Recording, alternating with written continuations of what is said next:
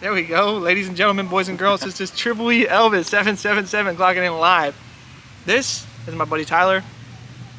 And let me describe Tyler a little bit, okay?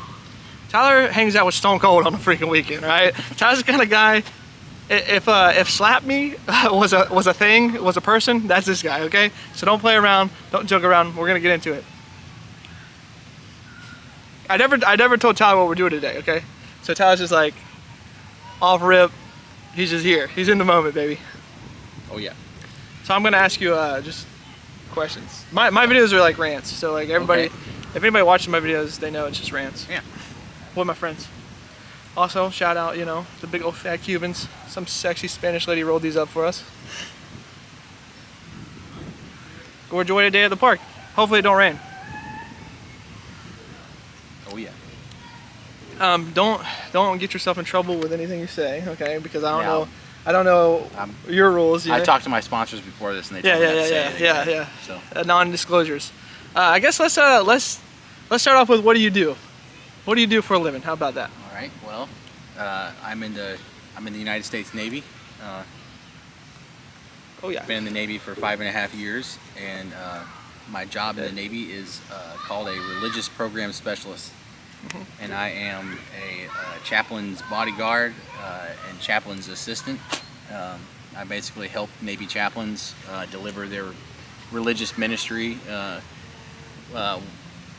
Depending on what chaplain I have, I could work for a Catholic priest all the way to a Muslim imam.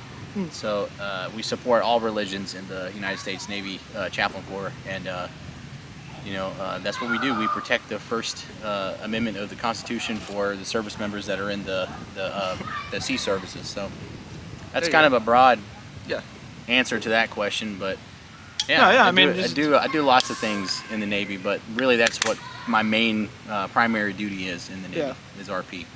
So on top of that, I know a lot of people, like even me when I was trying to join the military, they're like worried about boot camp. So maybe just how hard is boot camp, or what's the experience kind of thing? Like, it doesn't have to be long, it can be short, however you want to answer it. Just, what do you think of boot camp altogether? Well, my experience with Navy's boot camp, it's been 5 years ago, so I'm sure it's changed. Yeah, of course. But it might be a little softer. Maybe. I mean, I think the worst part about boot camp is getting over the, depending on where you're traveling from the country, leaving there, and a lot of guys that join the military, that's their first time ever leaving their hometown to be gone for that long of a period of time. I think the biggest challenge in Navy boot camp is trying to find your niche and finding your routine. I'll say it is the easiest part of your military experience. That's what I'll say. Okay, cool. It's baseline training, and you should be prepared before you get there. But even if you're not, they're gonna get you to where you need to be. Yeah, they'll prepare you. To make sure you're gonna pass. See, a lot of people do worry about boot camp. Mm-hmm. They do. Well, it's scary. I mean, like you think about it. Like when I left, I just turned 18 years old. I had never been away from my mom and dad, and it was the first time I was taking a actual concrete step to do something all by myself, and that alone is scary. So, but it's a very good thing though. It helped me grow up a lot, So I feel like Navy boot camp was the first stepping stone to me figuring out what it means to be a man and what it means to do what you say you're going to do, and all those things that you heard as a kid, you just, like it wasn't hard, in my opinion. Hardest part was being away from family, and you're isolated. You're stuck on the base, and you're at whatever your instructors. You're at the will of what your instructors want to do with you at the moment. So your property. Yeah, you belong to them, and whatever they say goes. So if you're somebody who is I'm gonna punch that drill instructor, you will find out quickly that you're not gonna do it. Yeah. And if you try, you're out. And you could go to jail. Yeah. So. The military is not for everybody, and I think I don't think boot camp's a good judge of like the military experience, because it's the first place you go. And it's all a game. It's all fake. It's like you're getting good training, but when it comes to the day-to-day stuff, being, it's not being hazed, but you're being put through an experience that a lot of guys went through, and you have to do these rites of passages. You go through each training session, and like once you complete boot camp, you really don't really get your first real experience of what the military is like until you get to your first duty station and you actually do your job, and you actually see that it's not like boot camp anymore. And then you start to develop as a sailor, and you start understanding the ropes, and you start learning from people, and you start realizing that people are actually regular human beings again, and you're not not maggot piece of trash anymore. Yeah. So well, they say they break you down to build you up. Right. Exactly. And that's what they want to do, is actually build you up. They want to make sure that you're okay. Yeah. And my biggest piece of advice, if anybody's going to go to boot camp, like you might have heard the derogatory term when someone joins the military, they're a boot, because they're fresh out of boot camp. And a lot of guys will not try to act like a boot because they don't want to look stupid or look weird. My best advice is you need to act that way, because you're not going to know any different. Like, don't try to be something that you're not. So don't try to think that you know more than somebody who's been in for 15 years. Because they're just going to look through you like a sheet of paper. Yeah. So just be humble. I think like with anything, staying humble is a good thing to do, especially when you're new. Yeah. And like you said, just be you. Yeah. And for the record, I've never been in the military or joined the military, just so y'all know. So like you said earlier, walk it like you talk it. You say something, you're gonna do it. Mm-hmm. You said that it grew you up like that. Yeah. So what do you think of people today who just say a lot of things and don't do it? Yeah, well, doesn't have to be specific. Just what do you think of that attitude? Or well, I think that attitude is what's gonna really over time is going to tarnish our American culture of striving for excellence. Yeah. The way I was raised, really is what is the driving force for me. Yeah, the Navy teaches you good baseline things, the honor, courage, and commitment. Like those are good qualities to have, whether you're in the military or not. But I feel like if you don't say, like if you say something and you don't do it, and like it's almost like you're like, hey, I'm gonna say, I would have said I'm gonna join the military, and then last second I ran off and I ran away. I mean that's not a good thing, because when you have conflict in your life, and that's really what it comes down to, is conflict. Whenever there's conflict in your life, you need to face it head on, whether it's going to be a good or bad conflict. Like I can still say, after 5.5 years of military training and all the things I've been through, some basic stuff, I still have little anxiety inside of me that I know that, hey, I need to be at this place, but I have to show up. Mm-hmm. I got to go there. Like, I have to go and face this conflict, whether it's good or bad. And, I think coming with that, you have to be somebody who is trustworthy and honest and have integrity to be able to actually do what you say you're going to do, because you're holding yourself accountable. And if you don't have integrity, you don't have anything, man. Yeah, like your word is your bond, pretty much. Exactly. Like sometimes I really do wish it was pirate days, man, because a lot of people live like they live by a code and an honor system, and it might not have been the same, but it was known, even if you didn't follow it, you knew, hey, those people follow that code. Sure. It's like, sure, they're gonna do what they're doing. Right. And I think just being that way, and being somebody who's reliable without anybody watching, will help you network with people and help you meet people, because people pay attention to that, especially people in business, man, because a business deal could be made on integrity alone. Yeah. They might not even know who you are, but if you are a person of character, and you show them that you are a person who's going to do what you say you're going to do, more likely than not, they're gonna either hire you or make that business deal, or they're gonna entrust you with something that's gonna benefit you in the future. So. Yeah, they could have saw you do something that you didn't notice that they saw, and then now they're like, hey, I want to hire that guy because he didn't steal all my stuff that he could have, Right. Yeah. I don't know why there's a squirrel right next to us. Like squirrel on the table. He's trying to get me. He wants a cigar. Yeah. So, let's talk about dating today. What do you think about dating today? Well, hold on. We all know that some of the guys in the military, they get girls, man. That's true. Yeah, and a lot of guys do, but a lot of guys settle down too quickly in the military, because that's the thing. There is things that come with being married in the military. You make a little bit more money, and Perks, you know, and all perks that of the stuff. trade. But I think the biggest mistake a lot of young service members make is they get married too soon to the wrong person. And I think you got to figure out who you are before you start worrying about who somebody else is. Somebody else is. Or building a family with them. And I know a lot of guys that did get married young and it worked out. You know, I got family members that, you know, got married at a young age and they knew from the beginning this is what they that this is what they wanted, but still. Yeah. So that's, I mean, both of those people had enough to add on to integrity to actually do what they said they were going to do. and to add on to what you just said, they knew what they wanted. So a lot of people don't even know what they want. They just go do it. You know, they don't even think about it. They're just like, oh, this sounds nice. Right. This looks nice. Right. I mean, it feels nice. Or they do it for somebody else. Yeah. Like a lot of people go to college because their mom and them want them to. Right. And it's like, did you sit down and take the time to think about what you're doing? Probably not. And if you were, then you would probably be doing what you want. Never do something for somebody else. Oh, like you have to be the author of your own life. You know. If you're doing something for somebody else, I hope it's worth it. Yeah. Because man, the last thing you want to do is do it, and then years later, after all this time you wasted, you regret your decision.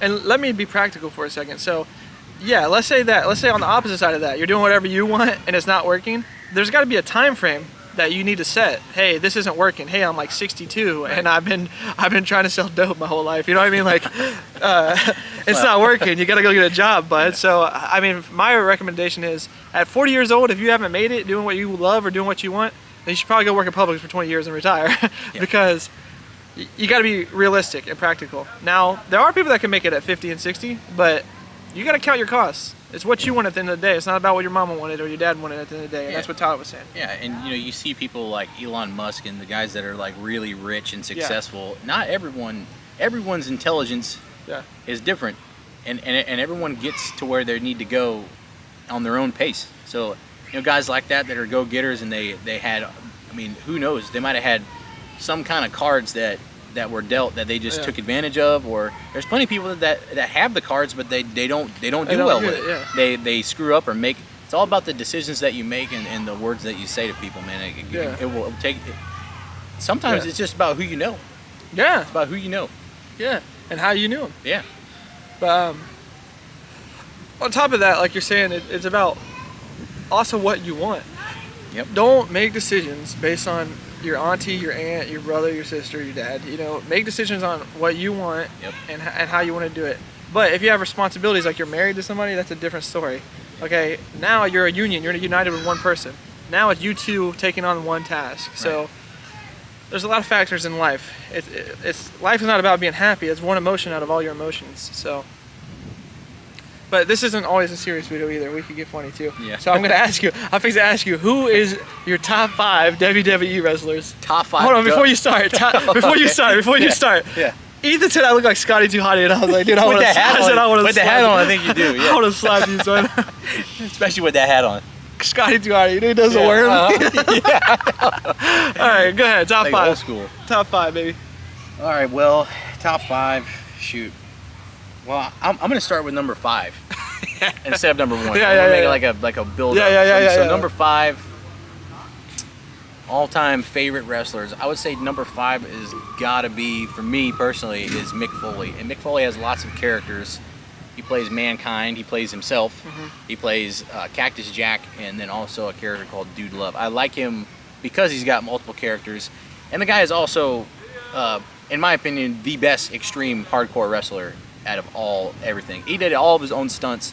This guy would actually cut himself with razor blades to actually give the illusion that he actually got busted open. But he did, because he cut himself to actually make it happen. And that was a technique that was old school, man. Like in the early days of wrestling, they would do that to make it look like it's actually real.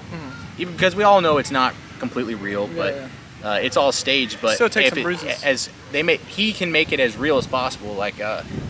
Which leads me to my number 4 character that's involved with him. I would say my 4th favorite wrestler is The Undertaker. The Undertaker and Mankind actually had probably one of the most iconic matches ever that still gets talked about today, when the Undertaker tossed Mankind off the top of a Hell in a Cell on pay-per-view, and it's like the announcer Jim Ross was like, he's dead. He's like, he landed through the announce table, and everyone thought he was dead. And they actually didn't even plan that. It actually wasn't even a part of the show.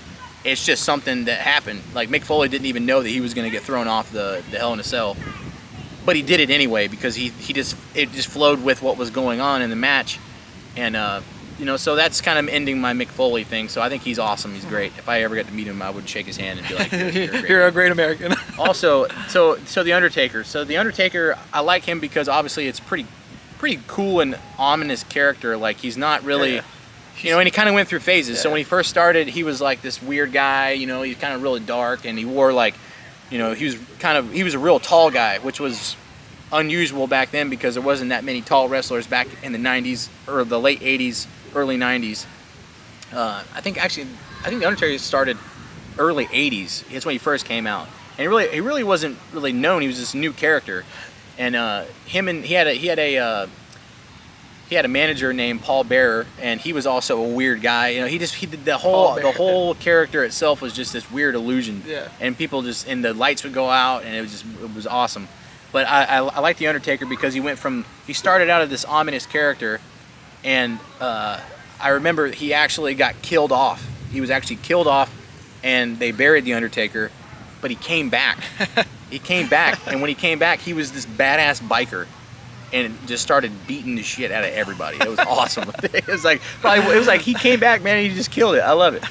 So, you know, like the Undertaker, and he also, you know, he's only lost one time at WrestleMania, which I don't agree with because Brock Lesnar sucks, and he should have never beat the Undertaker in WrestleMania. That was the first time he lost. The first time in his whole career. He was 21-1 now, and now he's retired. So.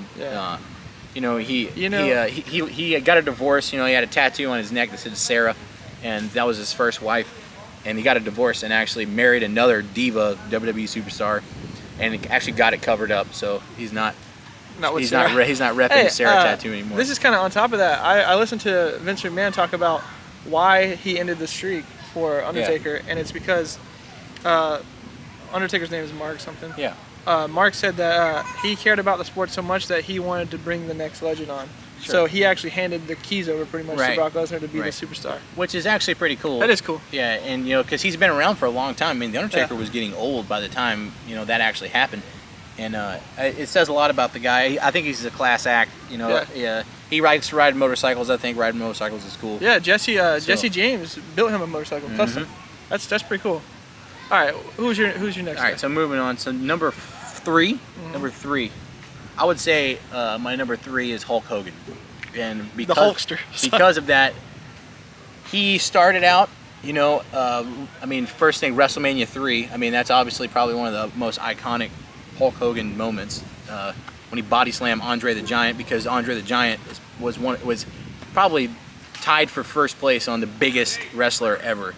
Tall and huge. I mean, this guy was like 400 something pounds and was like 7'3" or something like that. Huge. So, you know, Hulk Hogan had that iconic moment where he slammed the Giant. That was like his thing, and he did well. You know, he went through the whole, you know, Hulk era where he was it. You know, it was like he was the red and yellow guy. And then, you know, I think him and Vince McMahon actually had kind of a falling out, and he went to WCW, right? The World Championship Wrestling, which was a competitor to the World Wrestling Federation back in the 90s. And he went to the WCW, still did the Hulkster thing. He was doing his, you know, Hulk Hogan thing, but there was that match where he actually turned over and became part of the NWO and became Hollywood Hogan. You know, so he changed his character to this New World Order kind of a heel character, which was huge for the sport because Hulk Hogan was like known as this good ultimate guy. You know, he's all about America, and he's awesome, and like, you know, he's the poster child for, you know, wrestling. And then he changes his character completely, and now he's hated by everybody because he sold out, and now he's part of this, you know, NWO thing. You know, and then, you know, I know he got a lot of flack because he chose to say some crazy things on the internet. Yeah. You know, and you know, he had his own show. He was doing well. He's still going down as a legend. Yeah, man. That's for sure. And you know, it's undeniable that Hulk Hogan is not one of the best, if not the best wrestler ever to ever come. But all right, so moving on to number 2. Number 2 spot, son. So number 2, I think that I have a lot of people I could choose, but I think number 2's got to be The Rock, because in my opinion, The Rock is probably one of the best interview guys ever. The way that The Rock can actually take an interviewer and then just completely like flip the script on him. I don't care what you think. Yeah, and like make him feel uncomfortable because he's being asked questions. And The Rock has probably got the best insults ever on everybody. Like I mean, like the whole Rikishi thing. He's like, well, like he was like making fun of him and basically called him a fat piece of shit on live television, and like it was hilarious. So that is funny. The Rock's actually pretty cool too, because I've watched documentaries and like looked him up, because obviously he's been successful outside of wrestling. Yeah. Made lots of movies. And, you know, he's in every G.I. Joe movie. He's in every Fast and Furious movie now. He's well known in Hollywood now. Yeah. And the guy's a freak. And he's huge. You know, he works real hard. He's a beast in the you know, like the powerlifting community. I mean, he does a lot of stuff for his hometown. He's from Hawaii. I mean, the guy had nothing, like straight up. He told his story. He's like, I literally had $5 in my pocket when I actually showed up to start wrestling. He is the definition of American dream. Yes. Yeah, yeah. And he worked his ass off and actually made it, you know. And and I respect The Rock. And The Rock also had a huge rival with my favorite wrestler. Okay, hold on, drum roll. Yeah. Drum roll. Favorite wrestler of all time is definitely Stone Cold Steve Austin. Stone Cold Steve Austin. He, in my opinion, also is a hard worker, because he actually wasn't even supposed to be. When he came out, he wasn't supposed to be the character that he actually became. Yeah. He was actually, it was kind of funny how it actually happened, because, you know, he was actually called the Ringmaster when he first came to the WWF. He wasn't Stone Cold Steve Austin from the start. And he actually, even before that, long before that, you know, the iconic bald character is not who he was, man. He actually had long blonde hair, and he went by the name of Steve Austin in WCW, and he was a nobody. He was just a wrestler that was trying to make it. Yeah. And, you know, the WCW gave a lot of wrestlers that opportunity, and he was actually supposed to be an actual successful wrestler in the WCW. However, you know, I can't remember the manager's name. It's been a long time, but the manager of WCW actually said, you know what, we changed our mind. We're going all for this Hulk Hogan NWO thing. We're not gonna give him a shot. So it seems like this guy's going to every place. He went to WCW. He was gonna get a shot. Turns out he didn't get it. He still worked hard. He went to ECW, which is Extreme Championship Wrestling, and was being this loudmouth guy, which is kind of where he started developing this character of Stone Cold. He still went by Steve Austin, but you know, he was a real rough guy. He would make fun of people and would do crazy things. Didn't get a shot there either. He thought he was. He didn't. He just got a lot of promos where he was just, you know, cussing people out and acting crazy, like how we know Stone Cold is now. So after that, Stone Cold actually got his first shot to actually be in the spotlight in the WWF whenever he had a feud with.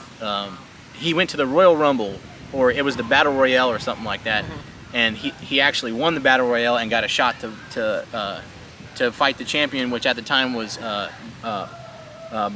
Bret Hart. So he had a huge rivalry with Bret Hart, which is, I mean, Bret Hart, I mean, this guy, the Hart Foundation, the Hart family, they are actual wrestlers. Like they actually are, no kidding. Like they trained Shawn Michaels, they trained Chris Jericho, all those guys from Canada. I mean, his dad trained all of those guys, and they're absolutely fantastic wrestlers. So whenever Stone Cold had that feud with Bret Hart, he was the heel. So he was supposed to be the guy that no one liked. Everyone's supposed to like the champion, which was Bret Hart. And what was funny is they did an Iron Man match. So basically, the only way to lose is if there's a time limit, and if you submit somebody or pin them more than the other person, then that person wins from the time limit. Stone Cold actually, you know, he never gave up, actually.